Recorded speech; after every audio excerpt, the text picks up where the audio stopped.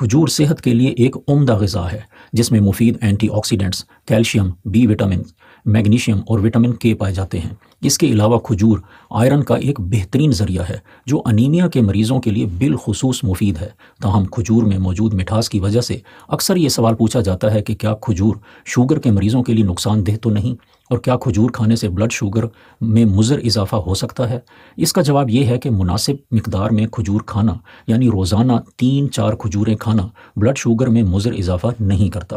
وجہ یہ ہے کہ کھجور میں اگرچہ کاربوہائیڈریٹس پائے جاتے ہیں، لیکن کھجور میں موجود فائبر کاربوہائیڈریٹس کی ایبزارپشن کو بہت سست کر دیتا ہے، اور یوں بلڈ شوگر میں تیز یا مضر اضافہ نہیں ہوتا۔ بلکہ مزید دلچسپ بات یہ ہے کہ Pakistan journal of medical sciences میں شائع ہونے والی ایک تحقیق میں یہ دیکھا گیا ہے کہ ڈائبٹیز یعنی شوگر کے مریضوں کے لیے روزانہ 2 سے 3 کھجوریں کھانا بلڈ شوگر کو متوازن رکھنے میں مدد کرتا ہے۔